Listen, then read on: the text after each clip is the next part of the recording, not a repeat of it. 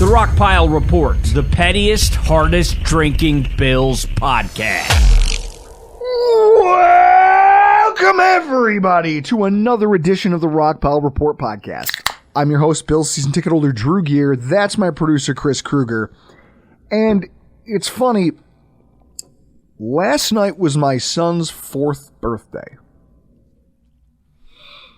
And it's funny because you have like real life milestones that kind of remind you of like how, like, do you ever run into this, Chris, when something in life will happen and it almost feels like the backdrop for all of these things, like there's a podcast going on and I can remember like what was going on in time. It's almost like how long we've been doing this. I can vividly remember not only what was going on 4 years ago, like what was going on in the world, what was going on in my life, it just seems like a podcast has been a constant thing throughout my adult life. Like milestones. I remember helping my wife move when we first started dating, the same day you and I recorded the very first test episode of the show.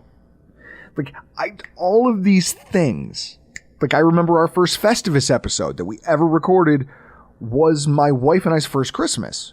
And that was like together as like, hey, we're going to be boyfriend, girlfriend. We're going to live, like, we're going to make this thing work. Like, I remember that because I bought her a pair of diamond earrings and my dad, like, almost choked on his drink when I told him. He was like, what are you, stupid? You literally just met her. And so it's just funny, like, when I think about my son being 4 and just where we were at this point, like, it was back during, like, the throes of COVID. Yeah. We're the only podcast that like Bill's podcast that does this together in the same room. Yeah, I had this conversation with Jessica like 2 weeks ago when you went to Hilton Head because we didn't do a show, and I was like, "This is weird." This is usually it's me taking a vacation because I'm more privileged than you, but it just felt weird not doing this, not having anything to do. Yeah, and it's funny because like I think back to those days and like I remember, in fact, it's funny. So a listener reached out to us recently and had some questions about weight loss because I had mentioned that I used to be 350 pounds, which is true. I had a size 50-inch waist. I had to go to the basement of JCPenney's and Macy's to buy my pants because they would not put them upstairs with everybody else's. Like this is before it's a hell of a week for you and I. You got weight loss questions in her DM. I got hair questions in her DM. True story that this happened. The worst part is that I like that we're a helping hand. I told Jessica this last night. You have an odd obsession when people reach out to you about weight loss. Well, no, it's not an odd obsession. What it is that it's this thing of I did it and it sucks. It's awful. It's the worst thing you'll ever do. I saw your DMs, and it was extremely detailed, multiple paragraphs. Yeah, because like it's a crazy person. Because you've lived it. Because I remember what it was. Like I told a story about how it was like, oh yeah, I remember going out to the bar with my friends, and then like I would drink vodka tonics because there was really no sugar or carbs in it, and then come home and while everybody else was ordering Chinese food and eating pizza, I would make myself a bowl of oatmeal with no sugar, no flavoring agents whatsoever, just unflavored oatmeal. And I would go eat it in my room like a goblin because I couldn't, like alone in the dark in my bedroom because I couldn't be around them. Well, they were enjoying that stuff and I knew what I was, but I had to do it. So, I think about this now, I'm pretty open. Like I say this to kind of set the table for this. I'm very open to my wife's chagrin about my life, about things that happened, things I've done, things I've said, mostly because I really believe in that. I think it was Mark Twain who was like, if you always tell the truth, you never have to remember how you said something. I like that. Now, maybe I'm a little too open sometimes about some things, but I like the fact that this podcast has been a part of our lives for almost a decade now. And it's like all these things, like I couldn't help but think about it. I'm like 4 years ago today, I was in a hospital almost getting into a fight with the staff. Like my wife almost died on the table having a C-section. Like I had a kid in my arms as I'm fighting with hospital staff. And just to take it all in and then think about it like, well, I have a podcast tomorrow. And it's like, I remember where we were when that was all happening through the life cycle of a podcast. It's weird that we get to do this. And we have it's like, oh, how come this, I don't know, we have a vehicle to express ourselves and to get to relive all of these things and have, I don't know what you want to call it, but like I said, there's a backdrop for me that I get to live my life, nice background for all of it. This ridiculous, stupid podcast and the people that we get to open up our lives to and talk about it. Well, let's get this out of the way. Programming note. Yeah. I got boned hard at work. I have to, for the time being, I can switch departments, which is what I'm planning on doing. But starting Monday, I have to work B shift, 3 to 11. So that's not ideal. It's not conducive to a podcast. Yeah, not ideal for a podcast. So we're going to, I guess, be recording Sundays. We'll figure it out. Starting on the 16th. Yeah. Until I can get out of B shift. I'm just glad that I haven't moved yet. Mm-hmm. And now I have the ability. Because once you move, you can't move for 3 years. Yep. So, yeah, that's a programming note. We'll sort it out, guys. We'll have plenty on Twitter, but I guess so. This whole thing is to say, so my son's 4th birthday yesterday, right? Like, first of all, Chris, thanks for putting up with me for 9 years. It dawned on me yesterday as I'm sitting there at a table. Took you 9 years? At a restaurant. Yeah, I finally have an appreciation for you. It just took almost a decade. I'm sitting at a restaurant of my son's choosing, because I don't know if everybody has like a family tradition, Chris, in your house. Our thing, once you reach a certain age, you don't get presents anymore. It more or less became like you pick a place and we go out there for dinner. And that was kind of what you did. Starts when you turn 4? No. But because I'm so used to doing it, we just do it for our kids. So like, kid got a cool Spider-Man watch and some stuff that rocked his world. But realistically, I made the mistake of letting a 4-year-old pick anywhere in the world he wanted to go to dinner. Where do you think he picked? I mean, I already know. I saw it in a DM. you guys went to fucking Applebee's. Guys, it's your friendly neighborhood grill. Oh my god. Here's my thing with Applebee's. This is a perfect recommendation for anybody out there that is in a relationship.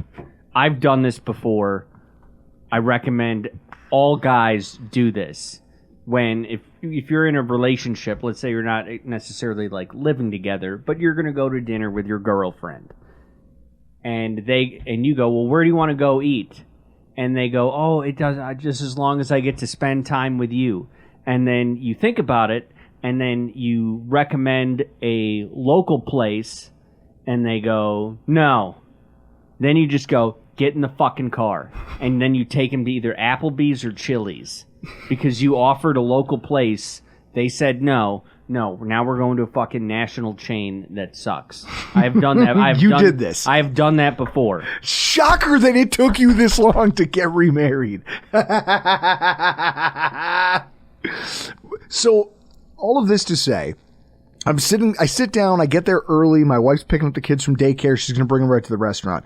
I sit down, I get the table, I sit down, the waitress brings over the menus, we get the table set up with all the waters for everybody, and then she looks at me and goes, would you be interested in trying one of our cocktails?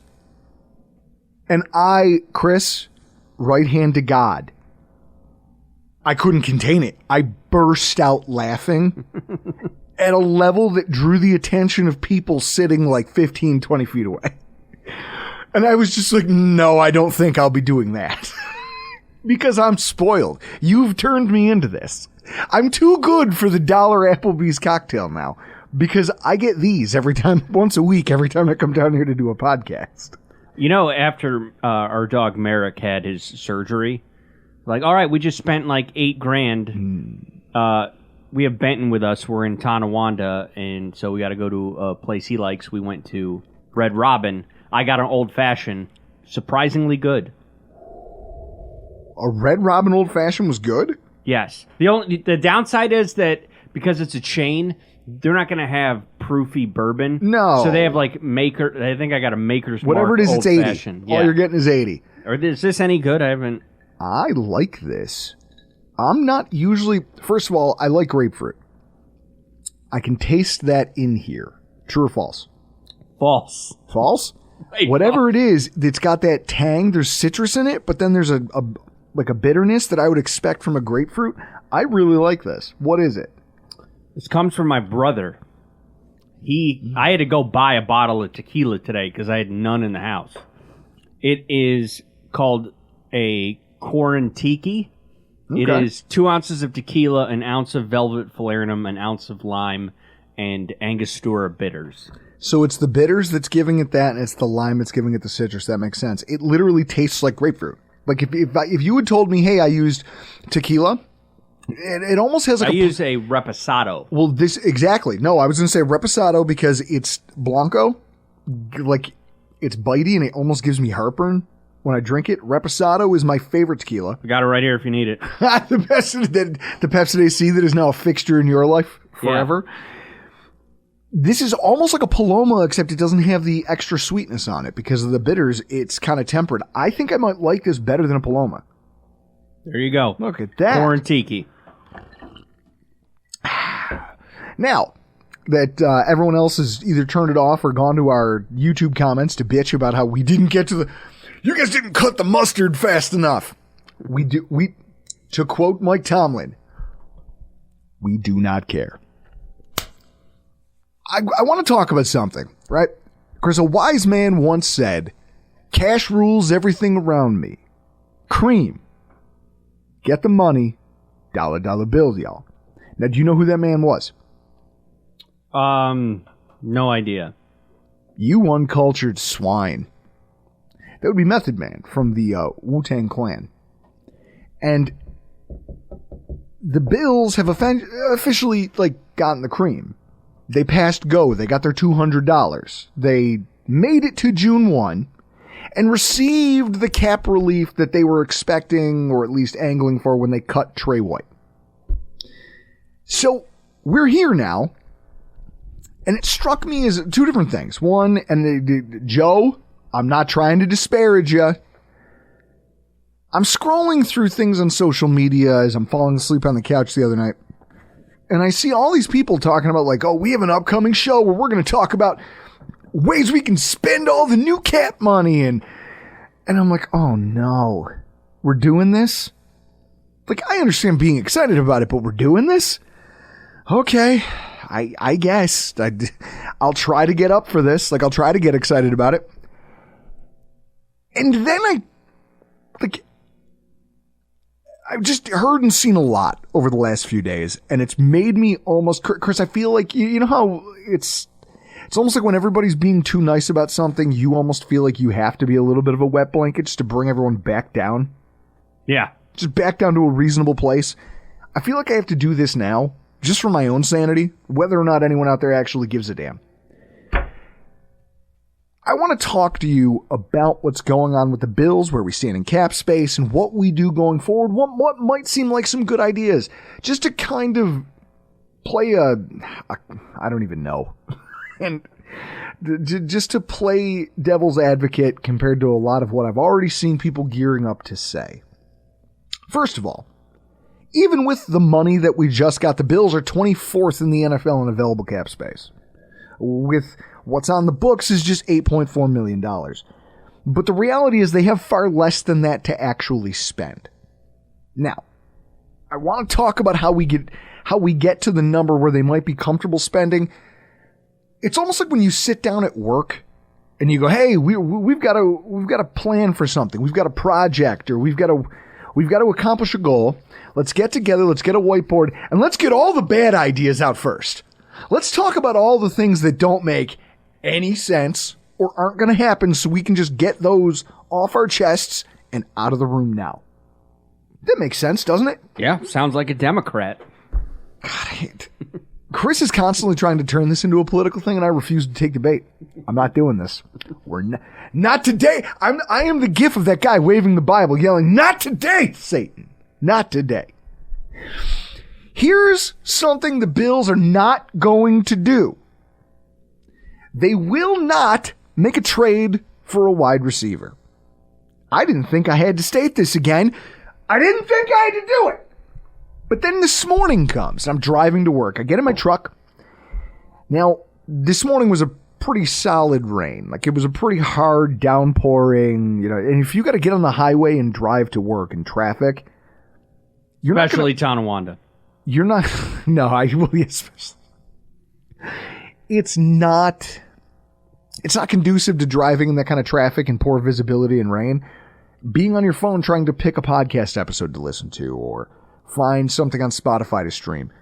So you just don't. You get in the truck, you start driving, you go, damn it, I didn't set anything, but it doesn't matter because I'm on the highway now.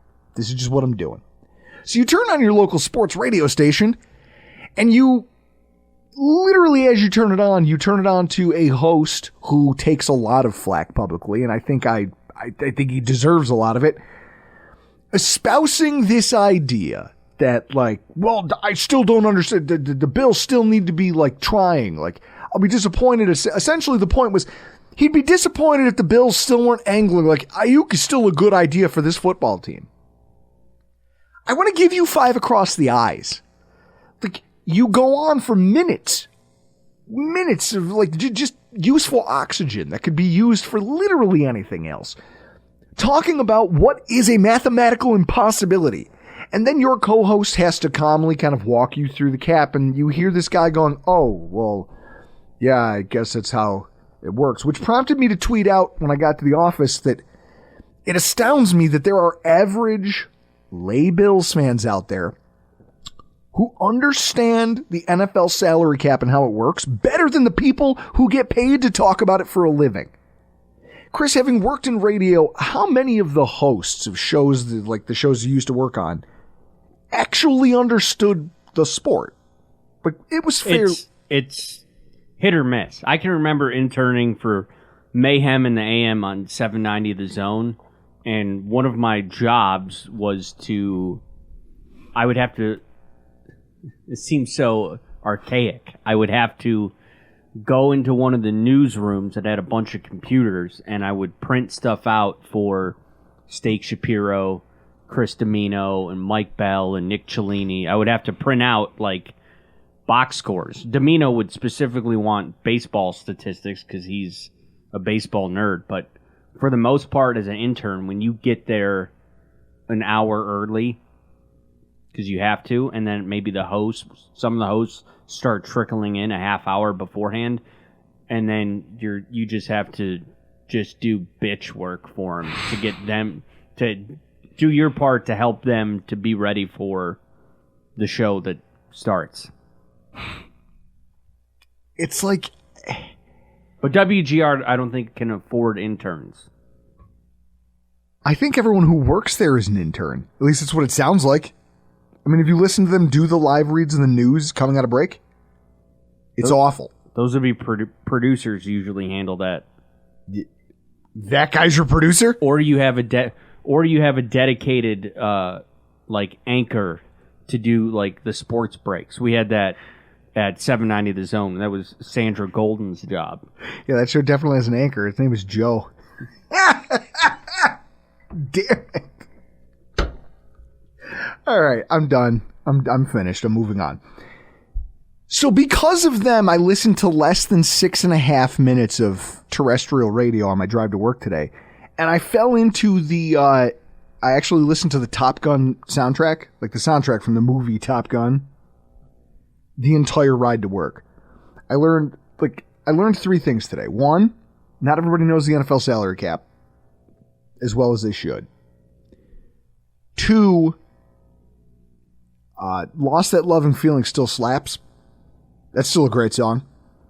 You lost that love and feeling. Come on, Chris. Like, I remember we used to go get, like, bars, like, Tuesday night softball. We used to get hammered and just go, like, put it on the jukebox and go, like, pretend to sing at tables full of girls. Never worked. Not once. That didn't work? No, shocker. But yet your Werther's pickup line worked? That's my point. You would have thought by comparison this one's a home run. A bunch of guys pick up a bar stool and start singing to the legs like they're microphones. That's funny. A Werther's is just creepy. The concept that the Buffalo Bills are going to trade for anyone. Everybody out there needs to wrap their head around the idea. Get it in there. you have to be able to fit their existing contract into your salary cap prior to any sort of manipulation of the values or any sort of restructuring or anything that's going to take place. So all of these bright ideas about Higgins, Ayuk, Deebo Samuel, like they're all nice thoughts, but they're never going to happen. And I think we all need to move on, right? It's time. And that applies to any player at literally any position right now anyway. Now, that doesn't mean that there aren't room for future trades, but that's something we'll talk about in a few minutes. There's also this concept that the Bills are going to go out and go big game hunting at defensive end.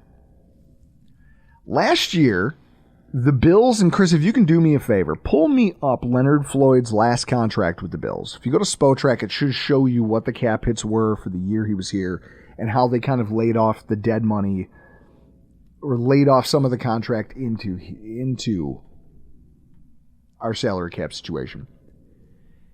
It is true, there are pass rushers available on the market. I mean, I'm looking at it right now. If I look at who's out there, it's a pretty solid at the top list of names. Emmanuel Ogbah. Now, he's a couple years removed from any over-the-top production, right? Carl Lawson is a name that's been interesting, but the more and more I even brought him up earlier in the offseason. But the more I think about it now, looking at what we have left and the moves that we've made, I just don't see a guy like that signing here for anything we can afford unless Bean can pull something off. I mean, Chris, here, I can do it. Spotrac. That's where I'm at. I'm the 2023 roster. Sure, so if I just go Leonard Floyd Bills, and what it's going to do is it's going to pull up his, let's see, with the Rams, and then you go to career earnings. Signed his rookie deal, signed a deal, pending free agent extension. Summary, career earnings. $7 million? Here we go. It was $7 million cash. So it was $7 million cash. Okay? $7 million in cash. Now, if you just Google Leonard Floyd Bills contract, it should give a little more detail on the structure. I know that ultimately it could have been worth $9, and that some of the money was pushed off into... Chris, if you scroll up, it's right there. From NFL.com? Sure. Go down. Okay. Signing with the Buffalo Bills, worth up to $9 million with basic sack incentives, $7 million base value. What are basic sack incentives? Probably if you hit more than 5. I mean, he cleared double digits, so I'm sure he earned them, whatever they were, and I'm sure we're paying for them now as part of his money that got rolled off into this year. So if you just look at this year's cap table, and you go down and you look at what we have in dead cap, Leonard Floyd, we're currently eating $4.3 million worth of his $7 million. So he made $7 million cash. We were able to push off $4.3 million into this year's cap. Maybe it's possible. I'm not like this is not as unlikely as this is not as financially impossible as the wide receiver trade. But it's up there. Because I don't know, unless a guy were to get no offers or really truly be angling to take a discount to pump up his own stock for one more run at free agency. It worked for Leonard Floyd. So I guess that does kind of lend it to Chris. That could lend itself to Buffalo's credit. That a guy just did a 1-year contract with some cap manipulation that allowed him to play for less than what you would think he should get. Had a great season, parlayed that into a lucrative multi-year extension with a different team. It's entirely possible that there is a player out there who's willing to take it. I don't think Yannick Ngakoue is that player. Emmanuel Ogbah doesn't seem like he has the production to warrant what he's going to get financially. Like, someone will pay him, or maybe not. And if not, I wouldn't blame him because he hasn't been... between the injuries and just his overall history with Miami, the way his career there ended, I wouldn't be overly interested in him as being like the last piece of a defensive line rotation. I don't think he moves the needle enough to justify them soaking up the last bit of their cap space for the year in him. The only one I can look at that I think might make a difference would be Carl Lawson, and even with that, he would have to be really petty, right? Like, imagine how petty you would have to be, Chris, to want to have get back at your former employer. To sign what would be a pretty sizable haircut to make it work financially so that you can go play for an in-division rival who's also still a very competitive football team. You know what I could see happening? He comes here, and then when we're at the Jets, he tears his ACL on that field. Don't even see, speaking stuff like that into existence just gives me goosebumps. Don't do it. Don't say it. What's funny though is, and it's not outside the realm of possibilities. I mean, Chris, you're petty. You've on record said that if you won the Powerball, you would buy billboards around a former employer of yours just to make fun of them. Yes. So it is possible. Stranger things have happened. I just don't see a world where that's even really an option anymore. Not at $8.5 million. And I know you're sitting there thinking, well, you just explained that they pushed off $4 million worth of Leonard Floyd's cap hit into the following year. Why couldn't we just do that again? Because I wonder if at $8.4 million, having $3 to $4 million on our books wrapped up in one more player is even something they really, really want to do. They could. Don't get me wrong. They could. But I don't know. Because when you think about the other implications, right? Like, there's things you could do with some of that money. Rather than paying a rental, you could perhaps do a contract restructure and extension with somebody who you're about to lose. I think, when I say this, I'm thinking of a player like Spencer Brown. If you take a look at the 2025 list of NFL free agents, because if you want to go ahead and pull that up, just fact check me on this while I'm saying it. Spencer Brown's going to be one of the younger tackles in the league. Like, out of the free agents who are there, there's Tristan Wirfs. I know he's going to hit free agency, and he'll probably command a solid salary because he's played left tackle. I also believe Jedrick Wills, who was drafted in the same year, is going to be a free agent, and he'll be Chris, just tackle. So if you look at the total tackle market, you're going to have guys out there. You're going to have Cam Robinson. You're going to have Taylor Decker. You're going to have all these guys hit free agency who previously played on pretty sizable contracts. But as you go down the list and you're looking at young guys who are still on the upswing, you've got Spencer Brown. If you look at him statistically and analytically, which I know some people don't, the analytics are hard, right, Chris, when you're talking about a tackle, because you have Pro Football Focus who people debate the value of that website altogether. On one hand, they will tell you all of the things that they love about Deion Dawkins as a player. And then somehow their grading system says he's the 21st tackle in the entire NFL analytically, according to their scoring model. But I think it's worth noting that Spencer Brown wasn't that far behind. I believe he's like 31 or 32 in the NFL.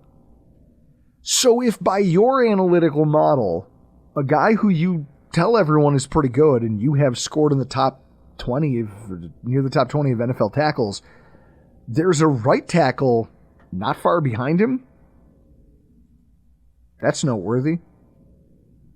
It's also noteworthy when you look over the course of his career, he has improved both in pass protection and in run blocking. And that was the thing. His pass protection was suspect, but he's a big, agile, athletic guy who, when he's out in space, he's just a bulldozer. If his pass protection continues to improve, it's not unreasonable for the Bills to be able to say for the next 3 or 4 years, we have the best right tackle in the division. It would make sense then to try to lock him up, wouldn't it? Yeah.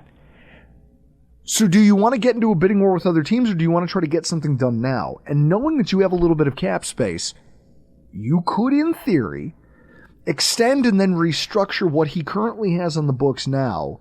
He has a smaller cap hit. What's he here at $1.2 million for this year?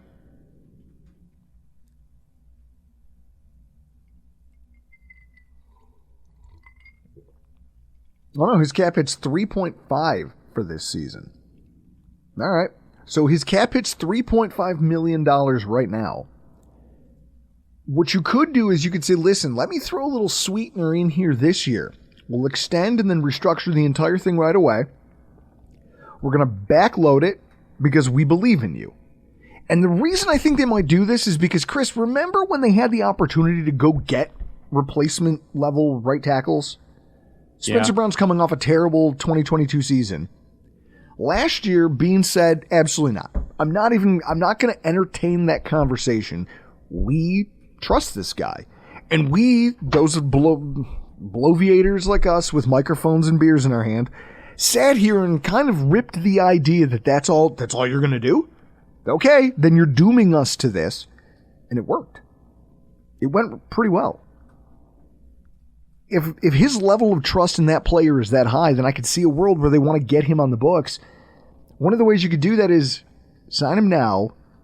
If you're haggling over a few million, you could dip into the kitty for this year and say, listen, we'll change what your pay is for this year. We'll actually raise it using some of our newfound cap space to make sure that you don't hit the open market and we don't get into a bidding war. Does that scenario not make sense? I like that idea. Also, we have Lael Collins, right? 1 year. On a 1 year deal. Where's the fact that he's bouncing around should tell you a lot. And also, his career is over. What's Lael Collins' age? I want to say he's late 20s.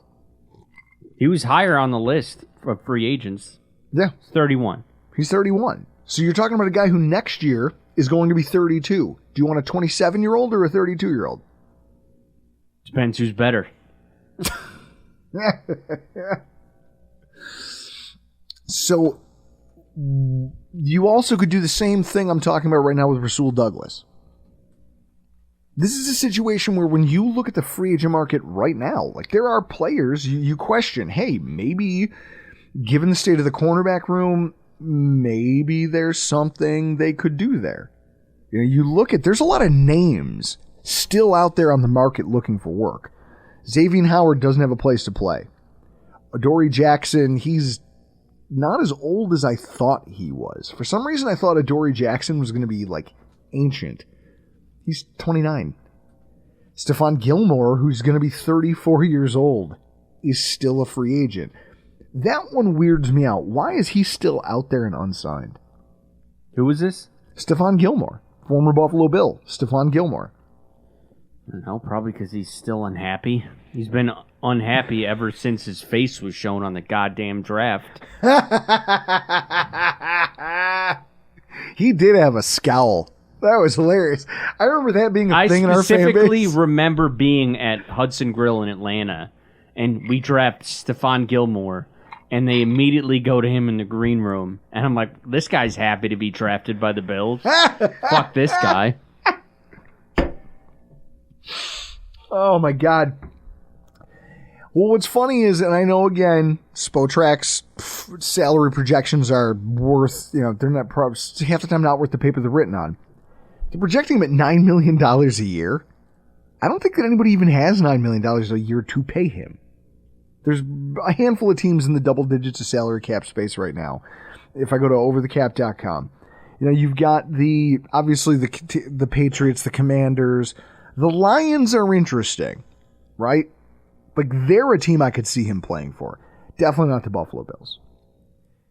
So then you say, well, maybe we can get Rasul Douglas. He was traded away by his last team. Got here, had a resurgence. Maybe he fits our scheme better. Maybe the coaching staff works with him better. I don't know what it is. Maybe you can convince that guy to say, listen, we're going to give you a decent contract, another couple years, because you're older. We don't want to marry ourselves to a guy for too long. And we can, again, sign and restructure to give you more security now, since we have the cap space to float it. We're not making any other moves. Because if you go to our lads and you look at our defensive end depth chart, and you look at and in fact, our roster as a whole, what are we missing? Now, you can say a lot from a talent perspective, but from like a head count perspective and an upside perspective.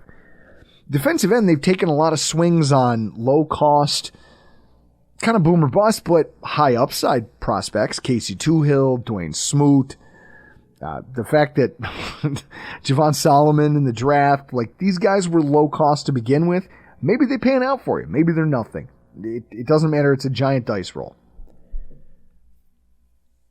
At cornerback, they don't have the same security. They lost Dane Jackson. They're sitting here looking at Christian Benford, Rasul Douglas, Jamarcus Ingram, Kyer Elam. A Kyer Elam who they haven't trusted in the past. So maybe cornerback, if there's a move to be made, is where they spend their money. What is Patrick Peterson willing to play for? Does he even fit our scheme?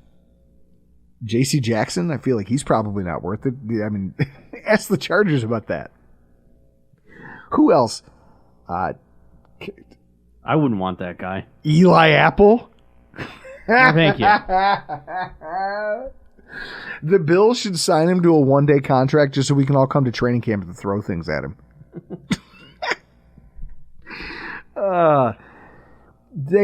There's not a lot here. There's not a lot left out there, and also there's not a lot that makes sense financially. Especially not when you factor in the amount of money you need to save for a rainy day. Now, I was talking to Greg Thompson earlier today about this, just kind of getting a feel for this. The Buffalo Bills were a team that had to go to extraordinary lengths to fill out their linebacker position last year. They had to do that during the season, too. They had to pull a guy off a fucking RV. Don't leave! They're literally calling him as he's pulling out of the driveway. Don't go on vacation! Come play for us in the playoffs, AJ Klein. I think Brandon Beane kind of all of these linebacker signings is kind of an acknowledgement of like, all right. And I've seen Beane do this before. If you think back to 2019, 2018 was a shit show as far as the offensive line went. Not only did they sign the cheapest O-line, but then injuries and everything else, we had guys rotating in. There was some games where some of the players who were playing on that offensive line I'd never heard of before. So the very next season, Brandon Beane had all his cap space, and what did he do? He went out and picked up, I think the one that tipped it for me, because he goes out and he gets a Mitch Morse, and he gets a John Feliciano, and he brings in a Spencer Long and pays him like a 3-year, like $4 million a year contract. And I go, for a guy who, like, he was just willing to throw whatever, a Ty and Secchi, he was willing to get as many offensive linemen as possible because he never wanted to find himself in that position again. Beane does a little bit of that. And it's like that thing of the guy whose house gets robbed is the first guy to go out and buy a security system. Makes sense. You watched Beane invest all this money in linebackers a year after we just found ourselves completely devoid of linebacker talent. The upshot to this is that all of these guys who they have, even if they don't make the team, they don't make the practice squad, they've spent an offseason in our system, and there's someone who the team can figure out if they're comfortable with calling off the street if they have to. But to do that, you need money. You have to have money. So in talking to Greg about what the expenditure was going to be for our practice squad, he said, realistically, when the season rolls around, you need $3.5 million for your practice squad. But then you get a little bit deeper into it. Maximum, let's say you had to elevate all of your practice squad guys, because you get 3 elevations and then they become an active member of the team. Well, at that point, now they're going to get paid whatever's left of the season at the veteran minimum. Or if they're a rookie and they don't have enough experience, then they get paid the rookie minimum. But either way, their salary is going to massively jump, and you don't get any cap relief for whoever left. So right now, 3.6 is the floor for what your practice squad is going to cost you. But you could max that out at $6 million. You could tack another $3 million on there if you had to call up all of those players to play for you at some point for giant stretches of the season. I mean, it would take a lot of bad things to happen. Do I expect the Bills to earmark $3 whole million of our remaining space to that? No, absolutely not. But I do know for a fact that Brandon Beane will not spend to the point where we only have $1 million in the kitty in the event that we have to bring someone onto the roster, because the veteran minimum, Greg kind of broke it down for me. Well, what is it? It's whatever it is. What is it? 15 weeks at $12.5K and 3 call-ups at $62.5K per week. You wouldn't want that because now each guy that you're bringing up could count as high as $380,000. If there's two of them, now you're 600, 700, you're close to $1 million. You don't want to find yourself unable to make any sort of move from your practice squad to your to your active roster by week 14 if you hit a terrible rash of injuries or something goes incredibly sideways. So I believe the Bills are going to have to carry about $1.5 to $2 million just open, even if they decide to spend, which means that $8.5 million you see when you look at Spotrac, think about it realistically as being 6.5. When I say 6.5, now how likely does that Carl Lawson signing become? No. It starts to get harder. And then at the same time, you also find that in season, there's times you can make trades. It's how we got Rasul Douglas. Trade away a draft pick, a team trades you a player on a low money deal that they know they're not going to retain, a team that maybe finds out they're not going to be contending, has a talent and they want to get a draft pick for something, you can make moves.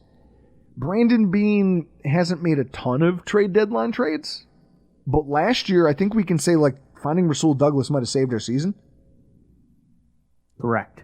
Okay. So you get there by having the cap space available to you into the regular season in order to make that move. If in the offseason he had spent all of his available cap space, that move wouldn't have been possible. I'm happy that it happened that way. I think a lot of people are in retrospect. And so when you see Brandon Beane issue this idea that, hey, I need to go out there and I have to be the guy going and chasing a Carl Lawson or chasing a cornerback or chasing, the wide receiver market's shot.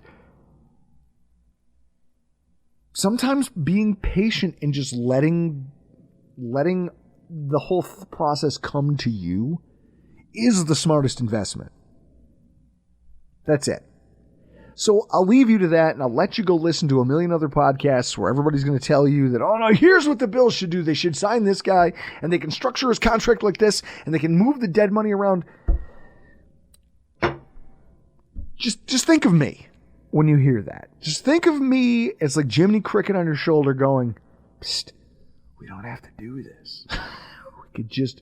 Chris, we could all just take a deep breath and goose braba. Relax, right?